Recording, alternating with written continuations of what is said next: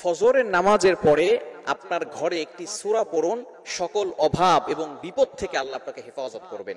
মনে রাখবেন, এই ফজরের সময়টা কিন্তু বরকতময় সময়, কিন্তু দুঃখজনক হলেও সত্য, এই ফজরের সময় আমরা অনেকে ঘুমিয়ে থাকি।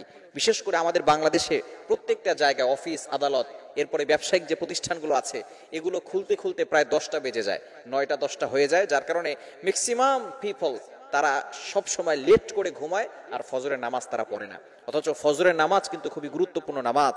এই ফজরের ব্যাপারে কিন্তু আল্লাহ তাআলা পবিত্র কোরআনুল কারীমের ভিতরে আয়াত নাযিল করে দিয়েছেন। সুতরাং এই ফজরের নামাজ অবশ্যই আমাদের পড়া দরকার। ফজরটা হচ্ছে বরকতময়। যাদের ঘরের ভিতরে বরকত নাই, অভাব লেগেই আছে, অবশ্যই ফজরের নামাজ পড়বেন এবং ফজরের নামাজের পরে একটি সূরা আপনার ঘরের ভিতরে তেলাওয়াত করবেন। দেখবেন ঘরের ভিতরে আল্লাহ তাআলা বৃষ্টির মতো রহমত নাজিল করে দিবেন। সকল জরুরত আল্লাহ তাআলা, প্রয়োজনগুলো সব আল্লাহ তাআলা মিটিয়ে দিবেন। শুধু তাই নয়, আল্লাহ পাক রব্বুল আলামিন আপনার অভাব দূর করে দিবেন। আল্লাহ তাআলা বিপদ আপদ থেকে হেফাজত করবেন। এই জন্য অবশ্যই এই সূরাটা আমাদের ফজরের নামাজের পরে ঘরে তেলাওয়াত করা উচিত। সেটা হচ্ছে সূরা ইয়াসিন। পবিত্র কোরআনুল কারীমের অন্যতম একটি সূরা হচ্ছে সূরা ইয়াসিন। অত্যন্ত ফজিলত রয়েছে এই সূরার ভিতরে। বিশেষ করে মা বোনরা আলহামদুলিল্লাহ অনেকটা এখন নামাজ পড়া শুরু করেছে, তারা আমল করা শুরু করেছে। এজন্য আপনারা বাসায় এটা করবেন, তাদের কাছে মেসেজটা পৌঁছে দিবেন, যাতে করে ফজরের নামাজের পরে কেউ না কেউ ঘরের ভিতরে আপনি সূরা ইয়াসিন তেলাওয়াত করবেন। অনেকে বলেন, হুজুর দোকানে খুবই খারাপ যাচ্ছে, দোকানে ব্যবসা ভালো হচ্ছে না। আপনি ফজরের নামাজের পরে দোকান খুলবেন, ফজরের নামাজ পড়ে কিছু আমল করে দোকানটা খুলবেন। ওই সময়টা হচ্ছে বরকতময় সময়। কারণ নবীজি সাল্লাল্লাহু আলাইহি সাল্লাম এই ফজরের জন্য, এই সকালটার জন্য দোয়া করেছেন।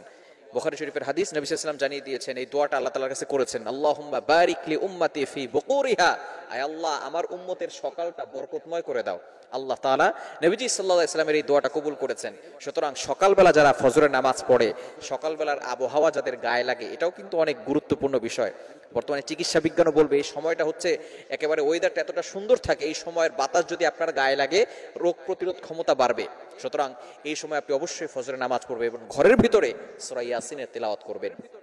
অনেক ফজিলত রয়েছে, সকল বিপদ থেকে আল্লাহ হেফাজত করবেন। এমনকি যদি আপনি ফজরের নামাজের পরে আপনার ঘরে সূরা ইয়াসিন পড়েন, সকল দুষ্ট জিন থেকে, এরপরে তাবিজ থেকে, বিভিন্ন ধরনের ব্ল্যাক ম্যাজিক, জাদুটোনা, এগুলো থেকেও আল্লাহ তাআলা আপনার ঘরটাকে হেফাজত রাখবেন এবং সকল ধরনের দুশ্মনের দুশ্মনী থেকে আল্লাহ হেফাজত করবেন, হিংসুক চোখ থেকে আল্লাহ তাআলা হেফাজত করবেন।